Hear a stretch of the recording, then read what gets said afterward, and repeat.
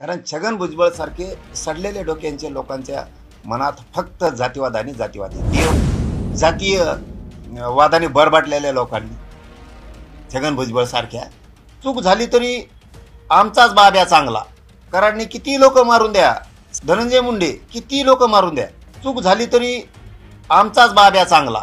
मराठ्यात, धनगरात आणि ओबीसीत मारामारी लावायची कधीच होऊ शकत नाही, कधीच.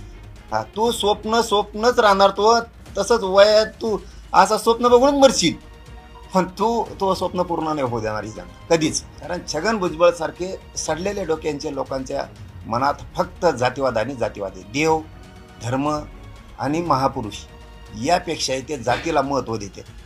देव धर्माला आणि महापुरुषांना ते महत्त्व देत नाहीत असा अर्थ होतो. पूर्वीच्या काळात काय होतं, कुणी चुकू द्या, कुणी पण चुकू द्या, जात फेत नाही बघायची, सगळेजण मिळून चुकणाऱ्याचं कान हाणायचे. दुसऱ्या बारीनं त्याचा कान हाणला, कान धरला की प्रकरण होत नव्हते, मग ते कोणत्या जातीचं असो असं होतं. आता तसं नाही, चूक झाली तरी आमचाच बाब्या चांगला असं आहे ते. आता कराडने किती लोक मारून द्या आणि त्या दुसरा कोणी देऊ, धनंजय मुंडे किती लोक मारून द्या, काही नाही, आपलाच बाब्या चांगला. ही जी सवय लागली ना यांना, ही एक दिवस यांच्यासाठीच घातक होणार आहे.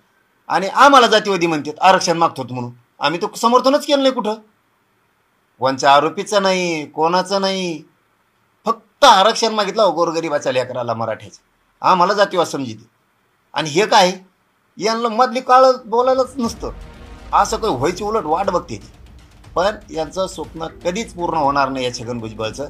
त्याला मराठ्यात, धनगरात आणि ओबीसीत मारामारी लावायची कधीच होऊ शकत नाही, कधीच.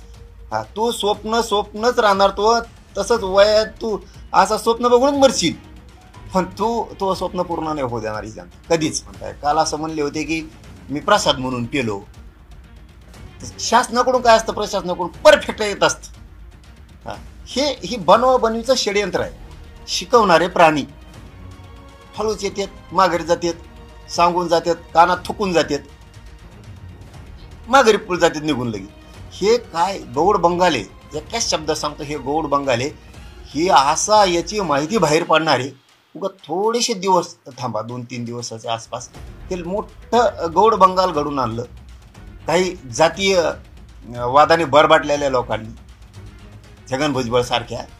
आणि उगा आता त्यांना तिकडं किनाऱ्यावर बसून मजा बघायची, इकडं वाद होतात का, धिंगाणा होतो का, इकडं काही होणार नाही. एक दिवस उलट असंच खरी माहिती, हा शब्द लक्षात ठेवायला, खरी माहिती काय, एक दिवस प्रामाणिकपणानं तोच व्यक्ती सांगत, असं घडलं होतं, असंच होतं, आणि हे लोक मला असं सांगत होते, तू असं बोल म्हणून.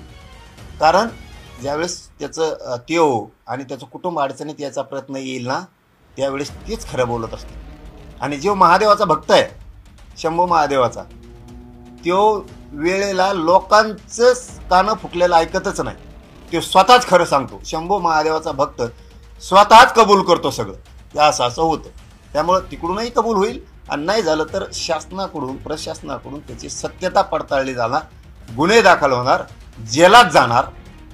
मग तो कोणी व्यक्ती असो, आता ते कोणी मला माहीत नाही, पोलीस प्रशासन त्याचा तपास लावतील 100%, ते कोणत्या जिल्ह्यातला असू द्या.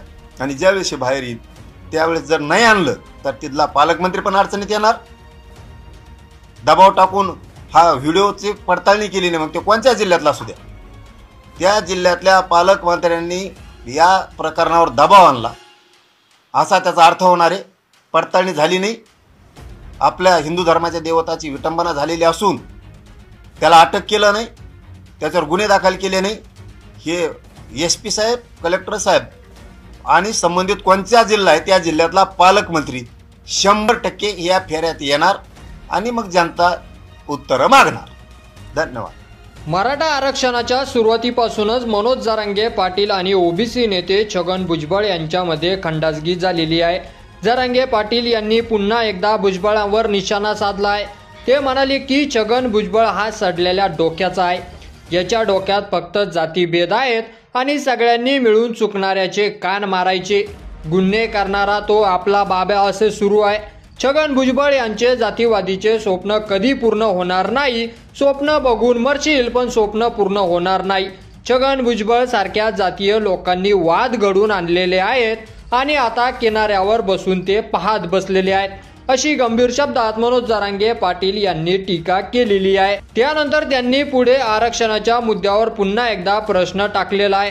जरांगे पाटील म्हणाले की मराठा आरक्षणाबाबत अधिवेशन झाल्यावर आपण शांत बसणार नाही. सर्वांना प्रमाणपत्र देण्यात यावे. शिंदे समिती काम करीत नाही. उपोषण सोडताना गुन्हे मागे घेऊन म्हणाले होते, मात्र गुन्हे काही मागे घेतलेले नाही. सरकारने मराठा आरक्षणाचा मुद्दा मार्गी काढावा. वारंवार सांगत आहोत, आमदारांनी मराठा आरक्षणाचा मुद्दा अधिवेशनात उपस्थित करून कुणबी प्रमाणपत्र लागू करावे. कोणत्याही पक्षाचे असो, मराठा आमदारांनी हा मुद्दा लावून धरावा, अशी मागणी देखील मनोज जरांगे पाटील यांनी केलेली आहे. तर तसेच मनोज जरांगे पाटील यांनी छगन भुजबळ यांना सडेल डोक्याचा असा उल्लेख करत जरांगे पाटील यांनी भुजबळावर निशाणा साधलेला आहे. तर मनोज जरांगे पाटील यांच्या प्रतिक्रियेवर तुमचं मत आपल्या कमेंट बॉक्समध्ये लिहायला अजिबात विसरू नका. आणि असेच नवीन व्हिडिओ पाहत राहण्यासाठी आपल्या मराठी एल्गार या यूट्यूब चॅनलला सबस्क्राईब करा. धन्यवाद.